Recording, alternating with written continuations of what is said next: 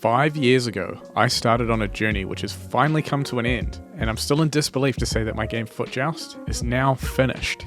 Now this game doesn't look like it took 5 years, does it? But I promise that there's more to it, because while I have now finished my first game, it technically isn't my first release. So let's do one of those post-mortem things and see how we got here.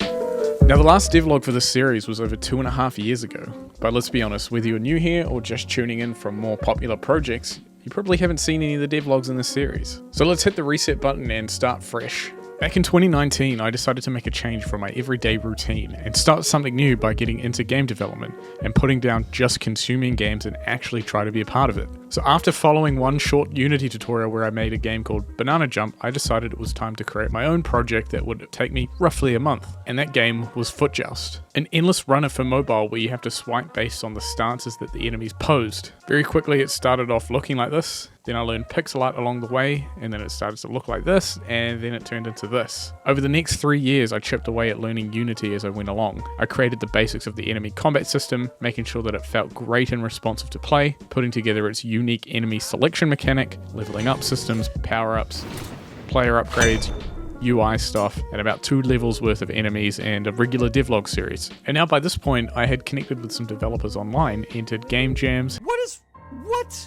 Why was there creepy kid noises? You should be ashamed of yourself. That's terrifying. Had some play testing for Foot Joust, but not many people really cared enough about the game, and the whole YouTube thing wasn't really going anywhere because of it. So I fell off YouTube for a bit, focused on other videos, and flip-flop between different things. Things started to take off when I made a video for my survival horror game Outlive and a 3 years of game development devlog. But it wasn't until I tried to make a roguelike in a month when everything started to propel themselves forward. Created a few different projects that made different videos, and then I had a few collaborations with the Blackthorn Prod YouTube channel. So Foot Joust kind of just fell into the background and to the side a little bit, but development continued despite people wanting something else from me. So let's go over what I did and see what I managed to pull together in the background while managing several other projects. Now I don't have a timeline for any of this because I didn't track it, so we'll talk about the main task of the whole thing, which was creating all of the content. That being maps and enemies, all of which was designed and created up until the very last day of development. I essentially created 8 maps total, that all kind of not tell a story but are instead a single path. Most of the maps in some way have a reference to the previous one, and I'll leave that with you to figure out when you play it. But each map came with some sort of theme of enemies, with different ways I can play on the mechanics, and each enemy starting to increase in difficulty with the timing and the length of phases. And I tried to make each one unique and individual in their own way. Whether it's a goblin that steals you gold, sweeping birds that drop a rock that you have to jump over, goo creatures that hint some kind of story that happened in the map, dead enemies resurrecting from the ground, or more advanced versions of the same enemies from earlier. I even tried to chop and change the way the bosses appear. I created one that does not appear until the player runs an extremely long distance, but only takes 1 hit to kill, has no description on how to beat them or what they look like. Created 2 boss fights that have such large health bars that they have to have their own fight without enemies, like this dragon and the final boss. Not only that, but there were also different types of obstacles, like a barrel launcher, ascending platform steps, or just longer obstacle courses. Overall, I'm super happy with all of the designs I created, and hope it brings a great variations of things to the game to prevent repetitiveness.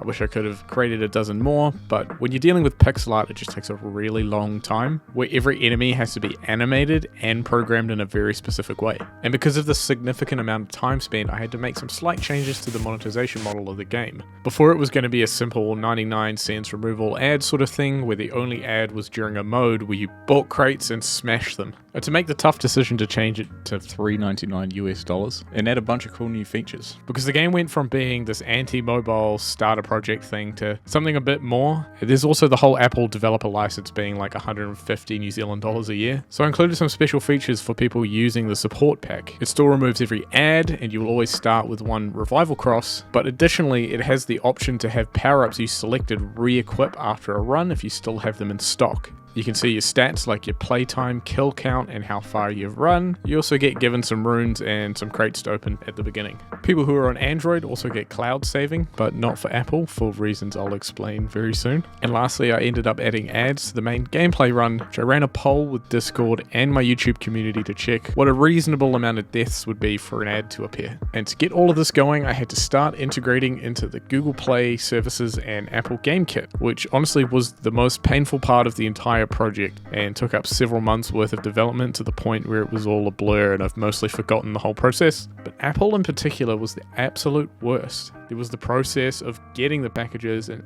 unpacking them and building them manually using Terminal. They were full of bugs that had not been fixed. I had to find a community fix for a bug that would not allow the game to build because the officially released package by the prestigious Apple and their Apple Magic was missing a bunch of quotation marks in their scripting. The exported version of the app to Xcode does not even include the Apple Core and Apple Game Kit packages properly into the project files. Every time there is a new build, I had to add the library packages to the project manually here and here.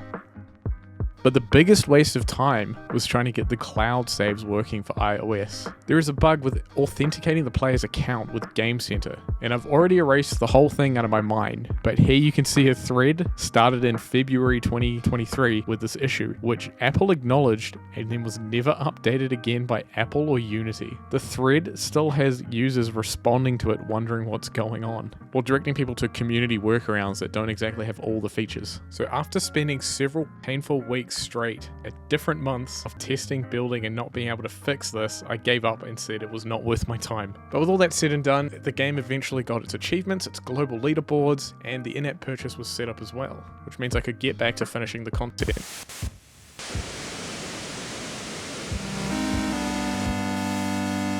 For the music, I'd composed a couple of tracks very early on, to the point where I don't know if I have the original workstation files for them anymore, but I did use the NES VST, which is a plugin for your workstation that tries to emulate the original Nintendo sound. So at some point for a couple of weeks within the last couple of months of development, I sat down and composed the remaining 5 pieces of music one by one to suit each level. Out of all the tracks I did, I think 2 in particular stood out. The first being the arena map that starts off with the drum beat, the bass enters, and then the main instrument.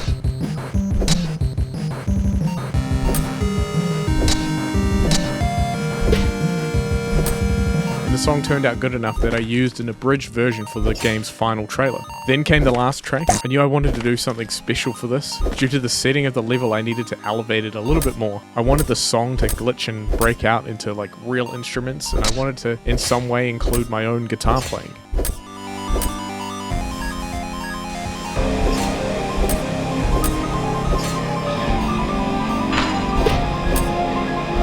So it starts off in the usual 8-bit style, but transforms into pianos, cellos, something called a Hell's bass drum, and some pretty epic choir stuff, all playing off the same sort of melodies. Then I did my best to try and record my guitars live, which just mimics the main chord movement and melody.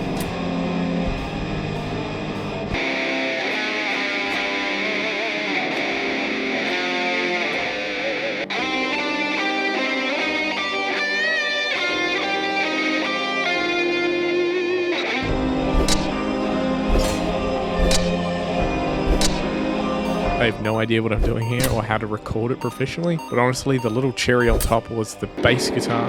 Just a simple droning sound in the background really added to the atmosphere.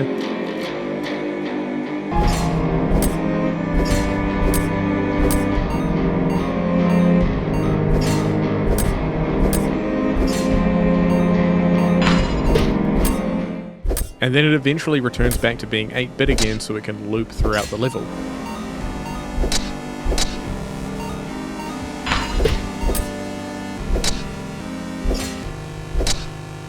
And once that was done, the next couple of weeks of development were the dragon and final bosses mentioned earlier. The final boss I felt had to be the ultimate challenge, so I made it the hardest and longest fight in the game, with over 50 hit points and several enemy summons. But it's not completely unreasonable, it's just a matter of endurance. There's no need to run a certain distance to reach it like most bosses. And just like that, it was done. And on the 1st of December, I submitted the first build to Apple and Google to review.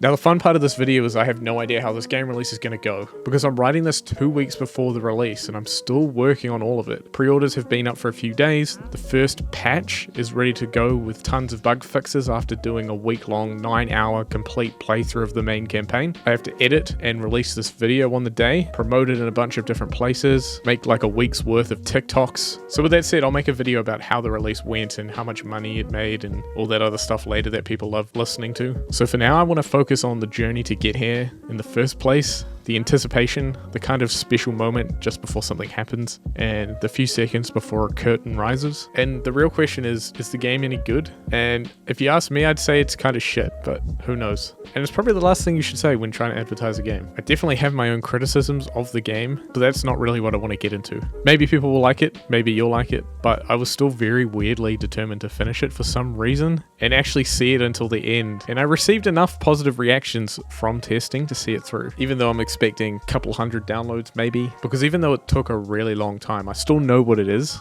and it's not going to be some 100,000 download on the App Store sort of game. But during the process, life around me has changed. I've grown as a person. I've gone through 3 jobs, progressing in my actual career and profession. I've gotten engaged and become a father to a child who is now 4 years old. There was that whole pandemic thing. I have connected, networked, collaborated with developers all over the globe, entered a few game jams, and grew my channel to actually reach a small audience. And I'm also a Unity insider now too. And this all just feels like some sort of weird bookend or the end of a major chapter.